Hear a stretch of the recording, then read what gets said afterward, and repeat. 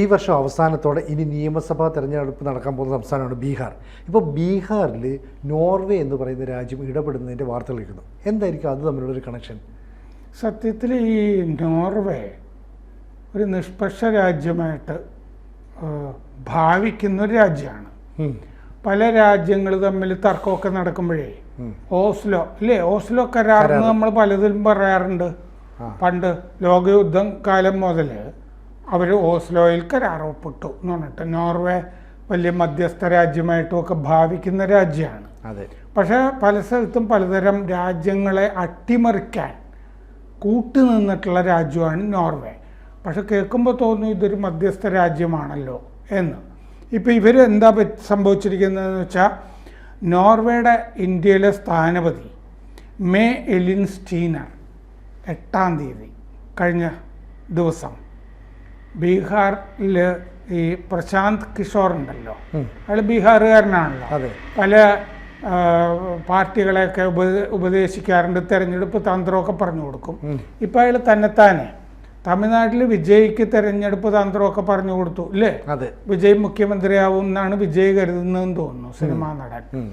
അപ്പോൾ ഈ പ്രശാന്ത് കിഷോറിനെ ഈ നോർവേയുടെ സ്ഥാനപതി മേ എലിൻ സ്റ്റീനർ 8-ാം തീയതി കണ്ടു. എന്തിന് പ്രശാന്ത് കിഷോറിനെ കാണുന്നു? ഇന്ത്യയിലൊരു രാഷ്ട്രീയ പാർട്ടി പുതുതായി ഉണ്ടാക്കിയ ഒരാളെ എന്തിനു കാണുന്നു? അതിൻ്റെ ആവശ്യമെന്ത്?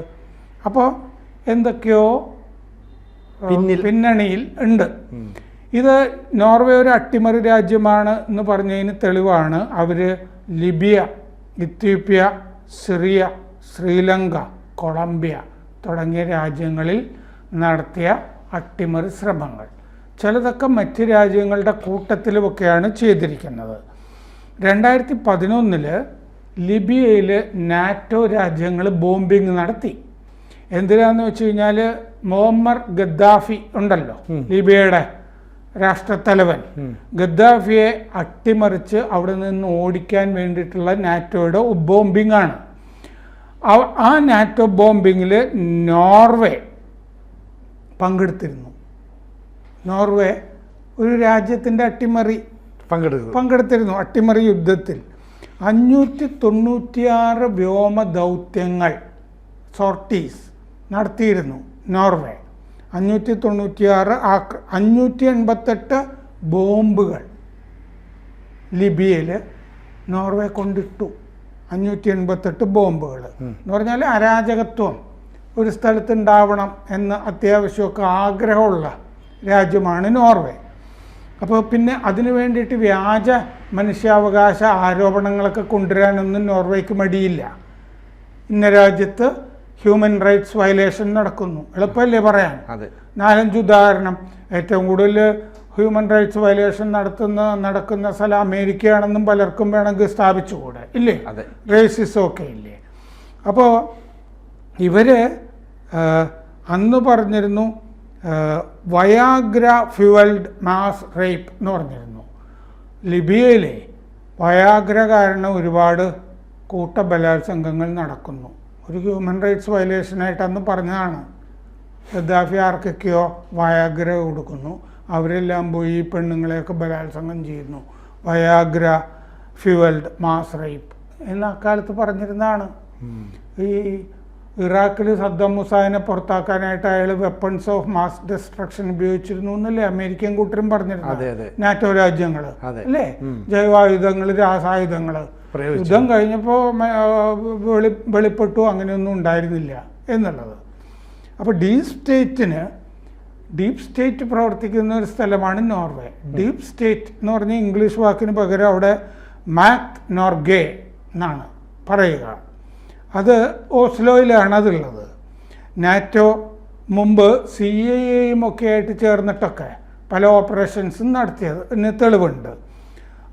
ഓപ്പറേഷൻ ഗ്ലാഡിയോ എന്ന് പറഞ്ഞൊരു ഓപ്പറേഷൻ ഈ CIA കൂടെ നടത്തിയതിന് തെളിവുണ്ട്. 2-ാം ലോക യുദ്ധത്തിന് ശേഷം CIA സഹായം പല കാര്യങ്ങൾക്കും നോർവേക്ക് ഉണ്ടായതിന് തെളിവുണ്ട്. നോർവേ സത്യത്തിൽ പ്രവർത്തിക്കുന്നത് അമേരിക്കയുടെ ഒരു സാമന്ത രാജ്യത്തിനെ പോലെയാണ്. വാസൽ സ്റ്റേറ്റ് എന്ന് പറയില്ലേ, സാമന്ത രാജ്യത്തിനെ പോലെയാണ് നോർവേ പലപ്പോഴും.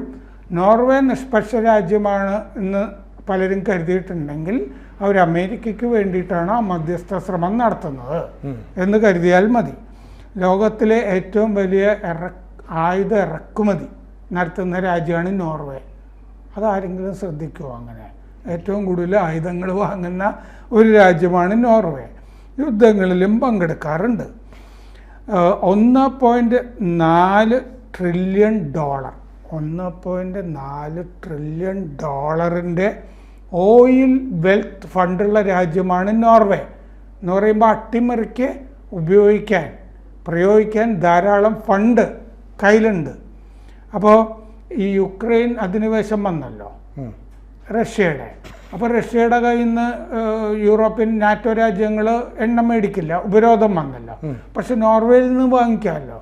അപ്പോൾ ആ അധിനിവേശ സമയത്ത് നോർവേക്ക് ഒരുപാട് പണം കുമിഞ്ഞു കൂടി. എണ്ണ ഈ ഊർജ പ്രതിസന്ധി കാലത്ത് ഒരുപാട് ലാഭം അങ്ങനെ നോർവേക്ക് ഉണ്ടായി. 1.4 ട്രില്യൺ ഡോളറിൻ്റെ ഓയിൽ വെൽത്ത് ഫണ്ട് നോർവേക്കുണ്ട്. ആ വെൽത്ത് ഫണ്ട് കൊണ്ട് ആഗോള ഓഹരികളുണ്ടല്ലോ, മൊത്തം ഓഹരികൾ, അതിൻ്റെ 1.5% നോർവേ വാങ്ങിച്ചു കൂട്ടിയിട്ടുണ്ട്. ക്ലിൻ്റൺ ഫൗണ്ടേഷനുമായിട്ട് ബന്ധമുണ്ട്, ബിൽ ഗേറ്റ്സ് ഫൗണ്ടേഷനുമായിട്ട് ബന്ധമുണ്ട്, നാറ്റോയുടെ സകല അട്ടിമറികളുമായിട്ടും ബന്ധമുണ്ട്. അപ്പോൾ ഉള്ള ചോദ്യം, എന്തുകൊണ്ട് ബീഹാർ നോർവേ തിരഞ്ഞെടുക്കുന്നു? പ്രശാന്ത് കിഷോറിൻ്റെ സംസ്ഥാനം, സ്വന്തം സംസ്ഥാനം, ജനിച്ച സ്ഥലം. പ്രശാന്ത് കിഷോർ സ്വന്തമായിട്ട് പാർട്ടി ഉണ്ടാക്കിയിട്ട് മത്സരിക്കാൻ പോകുന്ന സ്ഥലം. ആ പാർട്ടി എന്തായാലും വലിയ ഗുണമൊന്നും ഉണ്ടാവാൻ ഒരു സാധ്യതയില്ലല്ലോ. BJP നിതീഷ് കുമാർ BJP NDAയുടെ കൂടെയുള്ള സ്ഥലമാണ്. അപ്പോൾ NDA വീണ്ടും പിടിക്കുന്ന കാര്യത്തിലൊന്നും ആർക്കും സംശയം ഉണ്ടാവില്ല. പക്ഷെ NDA പിടിക്കാതിരിക്കാനുള്ള അരാജകത്വവും അട്ടിമറികളും നടത്താമല്ലോ. അതിന് കണ്ടതാകാനേ സാധ്യതയുള്ളൂ എന്നാണ് റിപ്പോർട്ടുകൾ. 2021 ആർട്ടിക് ഓയിൽ ഡ്രില്ലിങ് നടക്കുന്നു നോർവേയുടെ നേതൃത്വത്തിൽ. അതിനെതിരെ ഗ്രീൻ പീസ് രംഗത്ത് വന്നു. അപ്പോൾ നോർവേക്കെതിരെ തന്നെ ഗ്രീൻ പീസിൻ്റെ കൂടെ നിന്നു. അങ്ങനെ എവിടെയെങ്കിലും കേട്ടിട്ടുണ്ടോ? ഇല്ല. ഇന്ത്യക്കെതിരെ ഒരു സംഘടന വന്നാൽ ആ സംഘടനയെ ഇന്ത്യ സപ്പോർട്ട് ചെയ്യുമോ? പക്ഷെ നോർവേ എങ്ങനെ ചെയ്തു? ആർട്ടിക് ഓയിൽ ഡ്രില്ലിങ് പാടില്ല എന്ന് ഗ്രീൻ പീസ് പറഞ്ഞപ്പോൾ നോർവേ സർക്കാരിനെതിരെ ഗ്രീൻ പീസ് കേസ് കൊടുത്തു. ആ കേസിനെ തുണച്ചു നോർവേ. എന്താ അതിൻ്റെ ഗുണം? ഞങ്ങൾ ഈ പരിസ്ഥിതി പ്രവർത്തനത്തിൻ്റെയൊക്കെ കൂടെ പരിസ്ഥിതി നാശത്തിനെതിരെയൊക്കെ നിൽക്കുന്ന രാജ്യമാണ് എന്ന് ലോകത്തിന് ബോധ്യപ്പെടുത്തുന്ന പരിപാടി. ഈ വലിയൊരു ഊർജ ഭീമൻ നോർവേയിലുണ്ട്. അതാണ് ഇക്വിനോർ എന്ന് പറഞ്ഞത് രാജ്യത്തിൻ്റെ തന്നെയാണ് ഊർജ ഭീമൻ. ഈ ഇക്വിനോർ രാജ്യാന്തര തലത്തിൽ തന്നെ ഫോസിൽ ഫ്യൂവൽ ഓപ്പറേഷനുകൾ നടത്തുന്ന ഒരു ഇക്വിനോർ കമ്പനിയാണ്. എന്നിട്ടാണ് ഈ പരിസ്ഥിതി പ്രവർത്തനത്തിന്റെ കൂടെ എന്നൊക്കെ പറഞ്ഞ് നടക്കുന്നത്. ഫോസിൽ ഫ്യൂവൽ അല്ലേ, അപ്പൊ ഭൂമി കുഴിച്ചിട്ട് എടുക്കുന്ന എണ്ണയല്ലേ ചെയ്യുന്നത് ഇക്വിനോർ. അപ്പോൾ ബീഹാറിലൊരു കിങ് മേക്കർ ആക്കാൻ കഴിയുമോ എന്ന് നോർവേ നോക്കുകയാണെന്നാണ് റിപ്പോർട്ടുകളിൽ കാണുന്നത്.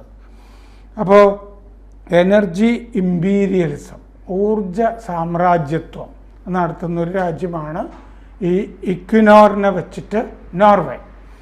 അപ്പോൾ ബീഹാറിൽ ഒരുപാട് മിനറലുകളുണ്ട്, ധാതു സമ്പത്തുണ്ട്. അപ്പോൾ അതിൽ കണ്ണുണ്ടോ എന്നൊരു സംശയമുണ്ട്. കശ്മീരിൽ ഞങ്ങൾ മധ്യസ്ഥ ശ്രമം നടത്താമെന്ന് പറഞ്ഞ് നോർവേ ഒരു കാലത്ത് രംഗത്ത് വന്നിരുന്നു. ഇന്ത്യ സമ്മതിച്ചില്ല, ഇന്ത്യ പുറത്താക്കി. അപ്പോൾ ഇപ്പോൾ ബീഹാറിൽ പൊന്തിയിരിക്കുകയാണ്. കാശ്മീരിൽ മുങ്ങി ബീഹാറിൽ പൊന്തിയിരിക്കുന്നു. നേപ്പാൾ അതിർത്തിയിലാണ് ബീഹാർ. അത് ഒരു നിർണായക പൊസിഷൻ ബീഹാറിലുണ്ട്. നേപ്പാൾ അതിർത്തി വഴി പലതരം അരാജകത്വം ഇറക്കുമതി ചെയ്യാൻ കഴിയുമല്ലോ. നേപ്പാൾ അതിർത്തിയിലല്ലേ കഴിഞ്ഞ ദിവസം 140 കോടിയൊക്കെയുള്ള ബാബയെ പിടിച്ചത് നേപ്പാൾ അതിർത്തിയിലാണ്. അപ്പോൾ ഈ ഇന്ത്യൻ NGOകൾക്ക് നോർവേ ധാരാളം ഫണ്ട് കൊടുക്കുന്നുണ്ട്.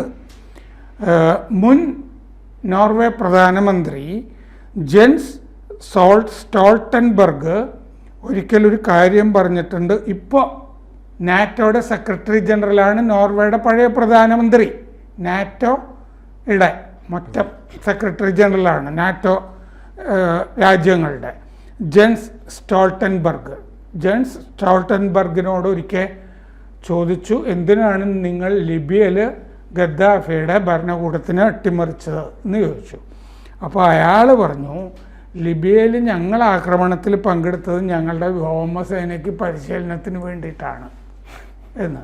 വെറുതെ ഇരിക്കുകയാണല്ലോ, ഒരു പരിശീലനം കിടക്കട്ടെ. ഇതാണ് നോർവേയുടെ വർത്തമാനകാല കഥകളും ഭൂതകാല കഥകളും ഒക്കെ. അത്ര നിഷ്പക്ഷമൊന്നുമല്ല ആ രാജ്യം. അപ്പോൾ ഇന്ത്യയിൽ ഒരു അട്ടിമറി നടത്താനായിട്ട് നേപ്പാളിൻ്റെ അതിർത്തിയിലുള്ള ബീഹാറിനെ ഉപയോഗിക്കാമോ, പ്രശാന്ത് കിഷോറിനെ? കാരണം എന്താണെന്ന് വെച്ചാൽ പ്രശാന്ത് കിഷോർ തെരഞ്ഞെടുപ്പിൽ ഒരുപാട് പൈസയൊന്നും ഉപയോഗിക്കാൻ സാധ്യതയുള്ള ആളല്ല. പക്ഷെ അയാൾക്ക് തെരഞ്ഞെടുപ്പ് ഫണ്ട് നോർവേക്ക് കൊടുക്കാമല്ലോ. അതെ, ഒരുപാട് കേസുകൾ കൊടുക്കാം പിന്നീട് ഇന്ത്യക്കെതിരെ, അങ്ങനെയൊക്കെ ചെയ്യാൻ പറ്റും. അപ്പോൾ പ്രശാന്ത് കിഷോർ വലിയ നേതാവല്ലെങ്കിലും ഫണ്ട് വാങ്ങാൻ സാധ്യതയുള്ള ഒരാളാണ്. അപ്പം നോർവേ ഇതാ രംഗത്തുണ്ട്. അതാണ് പ്രശാന്ത് കിഷോറിനെ പോയി നോർവേയുടെ സ്ഥാനപതി കണ്ടിരിക്കുന്നത്. എന്തായാലും നല്ല നീക്കമല്ല, ഇന്ത്യ നന്നാക്കാൻ വേണ്ടിയിട്ടല്ല.